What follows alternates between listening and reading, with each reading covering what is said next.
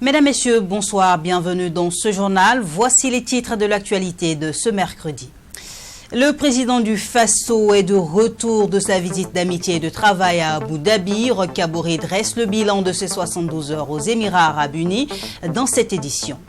Les travailleurs des médias publics ont débuté ce 29 janvier une grève de 48 heures. Ils exigent le respect par le gouvernement des engagements pris vis-à-vis du syndicat autonome des travailleurs de l'information et de la culture. Et puis au Mali, la 5e édition de la nuit de l'entrepreneuriat a connu la participation de plus de 400 entreprises, un important rendez-vous de mise en relation et de recherche de financement. Voilà pour les titres, merci de nous suivre. Le décaissement de 20 millions de dollars pour soutenir le G5 Sahel dans la lutte contre le terrorisme, c'est l'engagement obtenu par le président du Faso, président en exercice du G5 Sahel au terme d'une séance de travail à Abu Dhabi avec le prince héritier, commandant suprême adjoint des forces armées des Émirats Arabes Unis. Ce montant représente une partie de l'engagement pris par les Émirats Arabes Unis lors de la conférence des partenaires du 18 février 2018 à Bruxelles. Écoutons à ce propos Roch Kaboré qui dresse par la même occasion le bilan de sa visite d'amitié et de travail de 72 heures aux Émirats Arabes Unis. Les échanges que nous avons eus sur la question du terrorisme montrent bien que nous avons une même vision, celle de faire en sorte que la coopération internationale permette de venir à bout de ce fléau. Vous savez quels sont les ravages que ce terrorisme cause et ces groupes armés terroristes causent à notre pays et au pays de la sous-région, aussi bien au niveau militaire qu'au niveau civil. Ils ont montré leur solidarité avec le peuple burkinabé et insisté surtout sur le fait qu'ils sont prêts à nous aider autant que cela est possible pour renforcer les capacités de notre armée. Par ailleurs, en tant que président du G5 Sahel, j'ai eu à rappeler à son Altesse que les Émirats se sont engagés pour 30 millions de dollars pour appuyer le G5 Sahel. 10 ont été payés, il reste donc 20 qui sont en cours et l'engagement a été immédiatement pris que d'ici 3 semaines, les 20 millions de dollars seront versés donc au G5 Sahel dans le cadre du renforcement de ses capacités. Donc c'est pour dire que c'est déjà, je dirais, des acquis qui sont positifs dans le cadre donc, de cette mission. Les travailleurs des médias publics du Burkina Faso ne sont pas contents du gouvernement, un gouvernement qu'ils accusent de ne pas respecter les engagements pris vis-à-vis du syndicat autonome des travailleurs de l'information et de la culture. Et depuis ce 29 janvier, les travailleurs de ces médias sont en grève totale, une grève de 48 heures pour à nouveau interpeller le gouvernement. Un premier jour de piquet de grève devant les locaux de la télévision nationale. Le constat de Michael Tougri. Les travailleurs des médias publics du Burkina Faso sont à nouveau dans la rue. Une grève totale de 48 heures est observée à l'appel de les syndicats, le SYNATIC, pour exprimer leur mécontentement. Ces travailleurs des médias publics pointent du doigt le non-respect des engagements pris par le gouvernement. Une grève qui se constate ici à la rédaction de la télévision nationale du Burkina par une absence des journalistes. Les travailleurs que nous ne sommes pas satisfaits de la façon dont les négociations, les échanges autour du statut dérogatoire se sont menés. Et effectivement, nous avons suspendu les échanges le 30 décembre et il était convenu que le gouvernement nous revienne pour qu'on finalise les échanges, mais jusqu'à présent, ça n'a pas été fait. Donc cette journée de grève, de même que celle de demain, c'est pour interpeller le gouvernement afin que, premièrement, on finalise les échanges sur le statut dérogatoire. Deuxièmement, pour la dotation de ces médias-là, la RTB et les éditions citoyennes en équipement, pour leur permettre de faire leur travail comme il se doit. Et troisièmement, pour doter également ces médias-là de moyens pour leur permettre de fonctionner. La grève est un droit reconnu par les dispositions juridiques au Burkina Faso, mais pour les responsables de la télévision nationale, à tous les niveaux, on s'active pour assurer le service minimum. Pour le rédacteur en chef, les différentes sessions d'information sont des rendez-vous consacrés avec les téléspectateurs.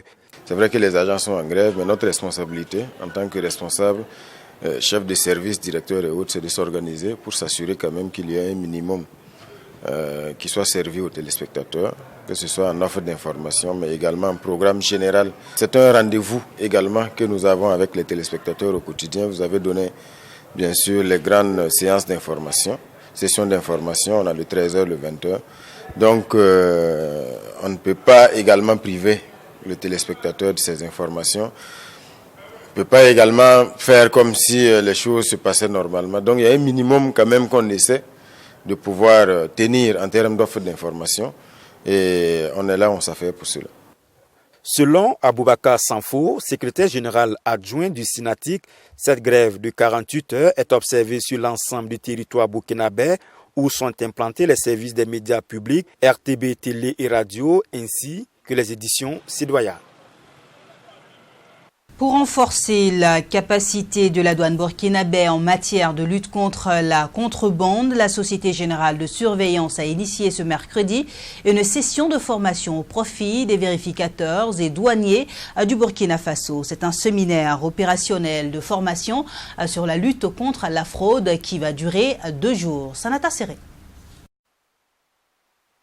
Le commerce illicite du tabac devient de plus en plus préoccupant au Burkina Faso, tout comme dans la sous-région. Le montant des cigarettes vendues en contrebande dans la sous-région entre 2013 et 2015 est estimé à plus de 314 milliards de francs CFA selon l'industrie du tabac. D'où tout le sens de ce séminaire dit opérationnel de formation sur la lutte contre la fraude au profit des douaniers burkinabés.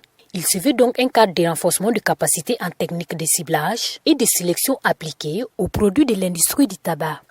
Les techniques qui seront dispensées vont permettre donc aux douaniers d'identifier, de suspecter les cargaisons depuis le port et les aéroports, les cargaisons qui sont à risque, dont on peut avoir un fort pourcentage de fraude. Et de ce fait, la douane pourra effectivement allier l'objectif donc de facilitation des échanges à l'efficacité de lutte contre la fraude. Les techniques de fraude évoluent et c'est tout de même normal que la douane puisse renforcer les capacités pour être au diapason de ces nouvelles techniques de fraude. Au cours de ce séminaire, les participants vont entre autres faire l'état des lieux, définir les différentes formes de trafic illicite dans le tabac et les différents vecteurs de fraude. Ils tenteront également d'identifier de nouvelles techniques et stratégies en matière d'analyse des risques contre le trafic illicite. Nous allons mettre en place et donner à nos collègues, à travers des échanges, de nouvelles techniques qui vont permettre de contrôler moins mais de contrôler mieux dans une globalisation du monde. Et qui dit globalisation de la fraude. Les frontières terrestres sont très perméables. Les containers qui arrivent de la façade maritime se perdent. Donc il y a énormément de travail. La douane burkinabé fait un énorme travail. Elle a besoin d'aide et nous sommes là pour le faire en coopération. Et croyez bien qu'au bout de ces 2 jours, ce sera un séminaire particulièrement opérationnel qui devrait permettre à tous les agents des douanes, aux agents des enquêtes douanières, d'être à même aujourd'hui de détecter la fraude avant même d'ouvrir les conteneurs. Plus d'une quarantaine de douaniers et de contrôleurs prennent part à cette session de formation sur la lutte contre la fraude initiée par la Société Générale de Surveillance, SGS. Elle se tient du 29 au 30 janvier 2020 à Ouagadougou. Et du 2 février au 5 mars prochain, le ministère de la Santé mènera une enquête nationale sur les micronutriments.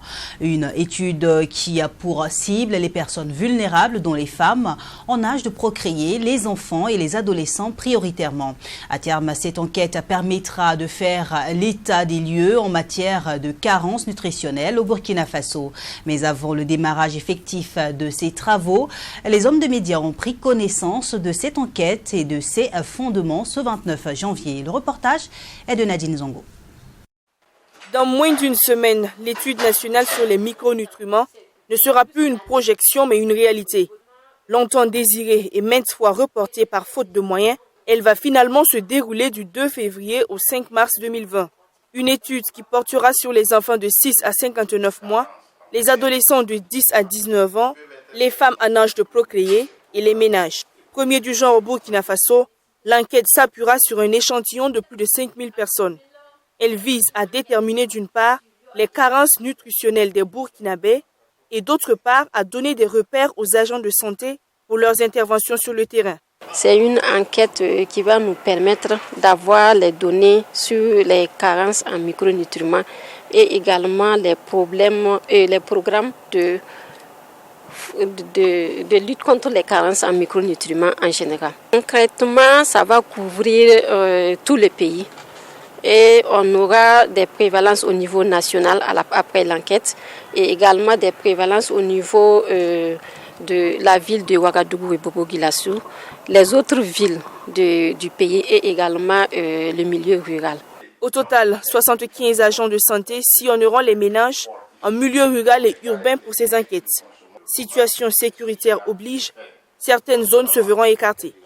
Dans ce ciblage, les déplacés ne sont pas concernés. De façon concrète, il s'agira de prendre la pression artérielle, de prendre de faire les mesures anthropométriques, également de faire un certain nombre de prélèvements. Donc sur le terrain, vous allez voir, ce sont des personnes bien formées, ce sont des personnes qui connaissent déjà leur travail et qui vont effectivement permettre d'avoir des informations sur place. Certains résultats comme le test de palu, le test sur l'anémie, donc le test sur les vers intestinaux, tous ces résultats seront donnés sur place à la population. Après chaque passage des agents enquêteurs, des vivres composés d'huile alimentaire et de sel seront remis aux ménages. Pour les cas qui nécessitent un traitement urgent, un ticket de référence leur sera remis sur place pour des soins dans des centres de santé. Le coût global de cette étude s'élève à environ 950 millions de francs CFA, financé par l'ONG CDC Atlanta et la fondation Bill et Melinda Gates. Avec une population galopante, la ville de Ouagadougou est confrontée à d'énormes difficultés, notamment la mobilité urbaine, les problèmes de stationnement, d'embouteillage et les accidents de la circulation sont légion à Ouagadougou. Face à cette situation, une étude portant sur le plan de circulation et de stationnement a été menée et les résultats de la dite étude ont été présentés ce mardi par le bureau d'études. Plus de détails avec Mamidriana Kamambou. Lancé le 25 janvier 2019 par le maire de Ouagadougou, Arma Bewindi, les résultats de l'étude du plan de circulation et de stationnement dans la ville de Ouagadougou a été présenté ce mardi. Ce plan de circulation et de stationnement apporte une réponse aux problèmes liés à la fluidité et à la mobilité urbaine à Ouagadougou. L'étude essaie en tout cas de proposer un plan qui permet en tout cas d'améliorer la circulation, donc en intégrant toutes les modalités possibles de transport, donc les transports dans les véhicules particuliers qui occupent grandement nos voies. Donc l'intérêt à moyen terme, c'est de pouvoir avoir des sites propres de transport en commun qui vont pouvoir en tout cas mailler toute la ville de Ouagadougou. L'étude a également mis à nu le manque d'aires de stationnement dans la capitale burkinabé. Et les enquêtes ont permis de faire des propositions pour une amélioration de la politique de gestion des stationnements. Donc, au niveau du stationnement aussi, on a pris en compte un certain nombre de polarités secondaires pour pouvoir décongestionner aussi et la circulation au niveau du cœur de ville de Ouagadougou. Donc, c'est de prendre en compte aussi la possibilité de pouvoir avoir des pôles secondaires, c'est-à-dire les pôles qui sont générateurs par exemple de circulation ou bien de stationnement, donc notamment les centres administratifs par exemple, donc, ou bien les centres commerciaux, donc qui pourront être décongestionnés au niveau de certains secteurs de la ville de Ouagadougou. Au sortir de cet atelier, le projet ainsi présenté a donné aux élus locaux un aperçu du plan de circulation provisoire qui sera réalisé par la mairie centrale. Le plan de circulation à moyen et à long terme dans la ville de Ouagadougou ont également été présentés. Les pâturages recouvrent 30% de la surface terrestre et fournissent de nombreux services écosystémiques d'une importance vitale pour les communautés locales et sont une source importante de produits alimentaires pour le bétail.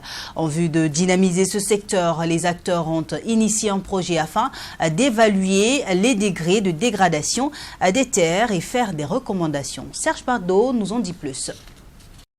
Le projet d'évaluation participative de la dégradation des terres et de la gestion durable des terres dans les pâturages et les systèmes pastoraux a été conçu pour mettre en place un protocole de suivi et d'évaluation des terres dégradées et aussi prendre en compte les connaissances endogènes des communautés.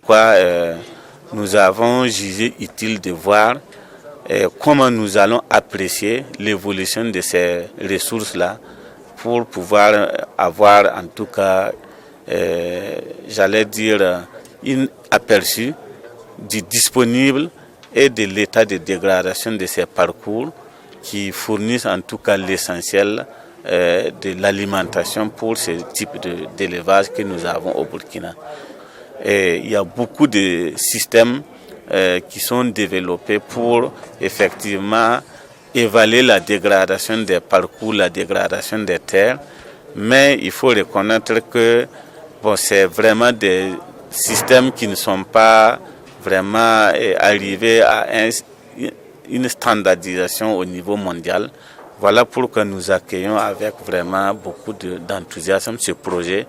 Le présent projet est rendu possible grâce à l'Union internationale pour la conservation de la nature qui place un grand intérêt à sa validation. 2 leçons majeures sont à retenir dans l'élaboration du projet. Il y a 2 leçons majeures qu'on peut tirer de ce projet. La nécessité de faire participer les éleveurs dans l'évaluation de la santé des pâturages, en plus des techniciens et des scientifiques, et la nécessité d'intégrer dans toutes les évaluations de dégradation des terres, les terres de parcours, au même titre que les terres forestières ou les terres agricoles. 3 jours durant, les différents acteurs nationaux et locaux seront informés du processus d'évaluation participative et des résultats obtenus. Ils partent du Sahel convaincus d'avoir contribué à faire reculer le seuil de pauvreté dans la province du Yaga. En effet, le projet Résilience au Sahel RESA était face aux populations de cette localité pour dresser le bilan de son programme. Avec une présentation de données chiffrées, ce projet s'achève sur un bilan positif. Une rencontre qui s'est tenue ce 28 janvier à Seba et le compte-rendu est de Youmandia Bacherdoussa. Le projet Résilience au Sahel RESA est en fin de mission dans la province du Yaga. Après 32 mois de mise en œuvre, l'heure est au bilan.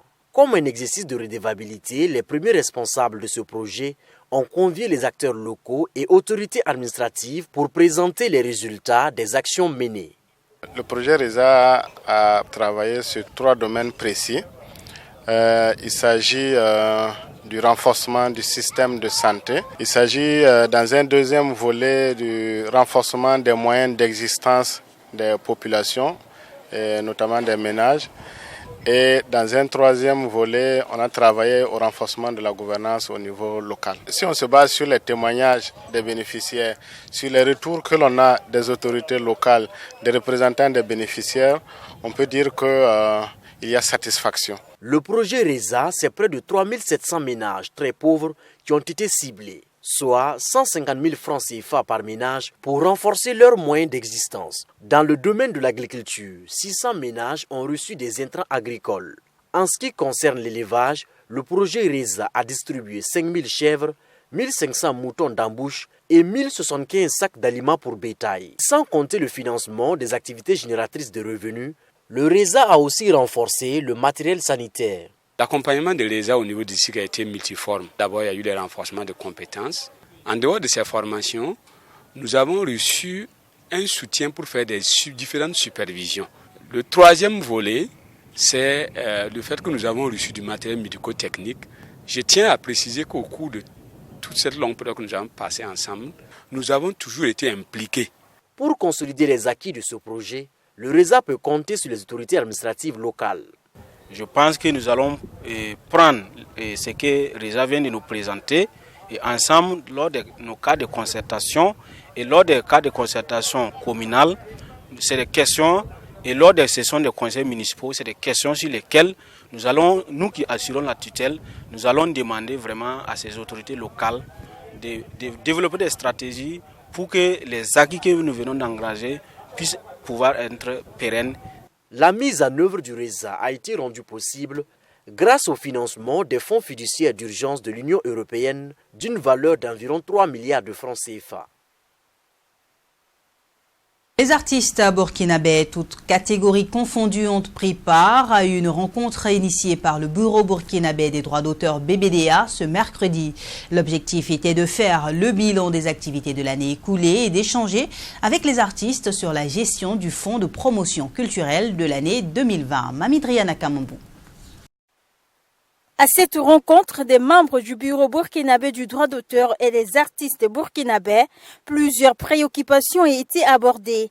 Il s'agit notamment du manque de subventions des groupes théâtrales, de la musique traditionnelle et aussi la fêtière des œuvres littéraires. Le théâtre, je ne dis pas que vous n'apportez pas beaucoup, même si vous comprenez ce que je veux dire en substance, mais c'est une manière de dire qu'on doit travailler nous-mêmes à faire des plaidoyers pour que les BBDA aient beaucoup d'argent. On est venu dans une période où on n'a pas d'argent. C'est ça. Donc il faut faire des plaidoyers pour que les BBDA aient l'argent. Voilà, moi je vois des pièces de théâtre, je vais aussitôt, vous faites la promotion d'autres choses, mais je vois rarement des créateurs, je disais ça à un artiste hier même, j'ai dit depuis tu parles de tes 20 ans de carrière, tu n'as jamais chanté pour dire aux hôtels de payer les droits d'auteur. La question de la gestion du fonds de promotion culturelle et le droit d'auteur des artistes ont fait l'objet de débats lors de ces échanges entre les deux parties. Sur ce sujet, certains artistes pointent du doigt le directeur général du BBDA. Le fonds même de promotion culturelle, Madame la Présidente est là, certains anciens membres sont là. Je n'interviens jamais. Lorsqu'ils sont en séance ici, dans le dépouillement, je n'interviens pas. On me fait un mauvais procès. On me fait un mauvais procès et ça, je ne peux pas me taire. Et en termes de gestion, nous avons le MINEFID, le ministère des Finances et du Développement, qui est représenté au sein du conseil d'administration. Et tout ce qu'on fait là, ça passe au fin peigne. Le DG est assis. En ce moment, il y a les 18 membres du conseil d'administration qui passent au fin peigne. Je n'interviens dans aucun projet du début jusqu'à la fin. Le Bureau burkinabé du droit d'auteur BBDA a saisi l'occasion de ce cadre d'échange pour dresser le bilan de sa gestion exercice 2019. Et on retient que 274 projets culturels ont été subventionnés par le BBDA à hauteur de plus de 144 millions de francs CFA contre 58 800 000 en 2018. Au titre de l'année 2020, ce sont 192 millions de francs CFA qui seront mis à la disposition du comité de gestion du Fonds de promotion culturelle. L'édition 2020 de la Semaine communale de l'intégration et de la citoyenneté, de la cohésion sociale à Bobo Dioulasso, dénommée Faso Dambé, a démarré. Une initiative qui a pour objectif de promouvoir les valeurs du civisme dans la société. La cérémonie de lancement des activités a eu lieu ce 28 janvier à Bobo Dioulasso. La correspondance de Joseph Koudougou. C'est parti pour la semaine communale de l'intégration, de la citoyenneté et de la cohésion sociale Siko Bobo Dambé. Une semaine de l'intégration dont le top de départ a été donné à la place de la mairie centrale par le gouverneur des Hauts-Bassins. Pour ce dernier, cette activité est un tremplin pour la promotion de la citoyenneté et du civisme. D'abord en circulation, il va falloir que les Bobolais puissent se comporter conformément au code de la route et adopter certaines attitudes qui puissent les préserver des accidents et préserver également les autres usagers de la route. Il y a également d'autres thèmes qui sont développés afin d'amener les Bobolais à comprendre que la ville de Bobo, c'est leur ville et il leur appartient de la garder propre, il leur appartient de payer des impôts. Il leur appartient d'être de vrais citoyens pour le développement de cette ville-là.